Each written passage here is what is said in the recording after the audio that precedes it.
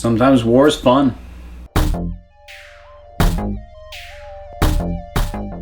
New trailer out for Civil War. This is not a movie I've actually weighed in on in videos, but I don't know why up to this point, but I'm going to weigh in on this one, and yeah, I like it.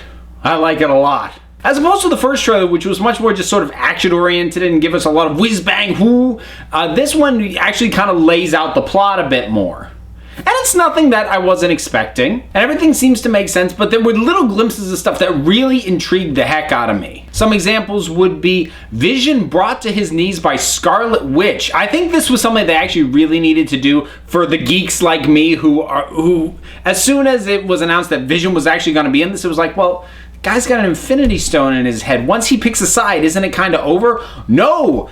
We've got someone who can actually stand up to this guy. And I would not have necessarily called it a Scarlet Witch, but yeah, you go. I really like what we're seeing of Black Panther. I'm really excited to see how he's going to work. He looks jacked too. I mean, we watch him catch up to a motorcycle on foot. I'll be curious to see how much of that is going to be like the suit enhancements that are giving him that, or if they're also going to have sort of the herbal cocktail that he takes in the comics, or you know, maybe that's too close to performance enhancing drugs for the movies. But I don't know. I would kind of like to see them do both. Right now, I'm giving 50-50 odds on whether or not Rhodey is dead or not. I can make an argument either way. On the one hand, that doesn't seem like the kind of thing you want to give away in a trailer. On the other hand, they've never really figured out what to do with him as a character ever since he got the War Machine suit. And, well, this would kind of solve that problem, in addition to the fact that I really think somebody needs to die in this movie.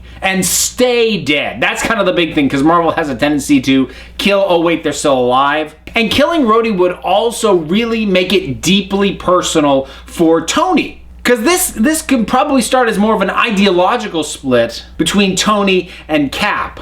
But because these two guys are friends, if it's only ideological, then ultimately they would have to realize, okay, this is getting out of control. We got to bring this back in. But if you make it personal, and for Cap it is because of Bucky, and if we make it personal for Iron Man because of Rhodey, well, then that allows for that escalation because they're too personally invested to see how out of control this is all getting. You don't necessarily have to kill Rhodey to have it still go that direction for Tony and for Iron Man, but, you know, that would do the trick, certainly.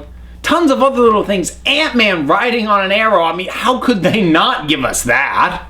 And of course, the elephant in the room, the one that everyone's talking about, Spidey. If I'm being completely honest, I kind of wish he was left out of the marketing. I think that everyone was going to see this movie anyway. They did not need to put him in there to get people to see it. I think it would have been better if he was they just put him in there and he wasn't a part of the marketing at all. Obviously, that's not what happened. And that being said, this reveal, pretty darn awesome. The suit's nice, it's really colorful, it pops. I like what they're doing with the eyes, I think, and they're sort of allowing for a certain degree of expression. You look really close and there seems to be actually some kind of rigid lines in the thing that it's like, I think there's probably only 3 settings of like going wider or more narrow with the eyes. Probably a function of the mask of some kind, but you know what? That alone gives it more animation than Spider-Man's mask generally has, and that's kind of been one of the big problems with the Spider-Man designs in all the Spider-Man movies, really, is how unexpressive that mask is, and they found a way around that, so awesome. And now that we have seen him, I hope we don't see any more of him in any more of the trailers or any of the marketing.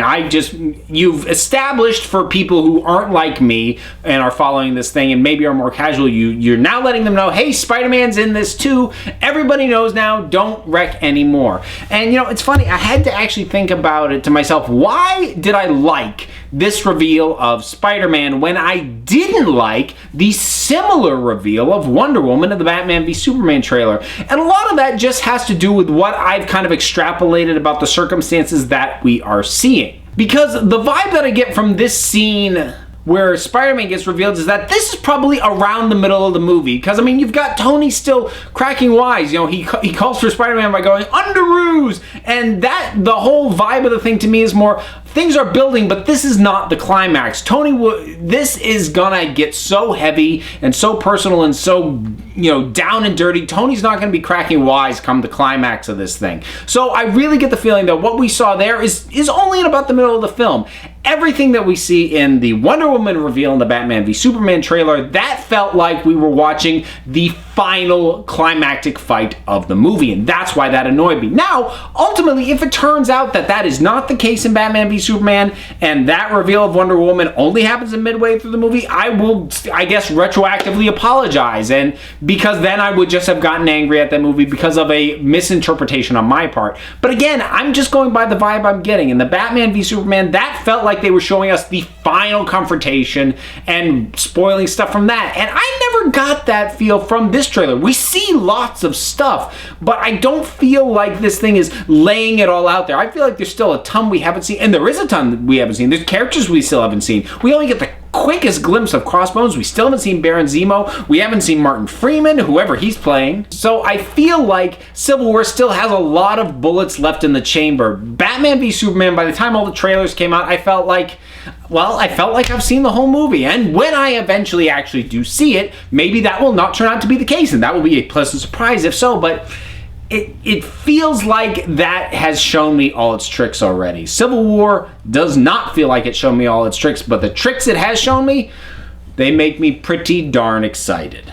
But even though all the talk has been about Spidey, I have to say, unequivocally, favorite moment in the whole trailer, Chris Evans as Cap delivering that line, "I could do this all day." I've called out the original Captain America for being overrated, and I do feel it is, but calling back to that, to something he said when he was still a scrawny little bugger getting pushed around in an alley, that's a thing of beauty.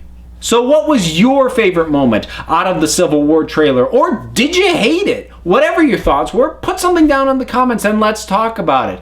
Please don't forget to like, subscribe, follow me on Twitter at Council of Geeks. Check out the Council of Geeks podcast on iTunes and Stitcher. You can email me at councilofgeeks@gmail.com. And until next time, this council is adjourned.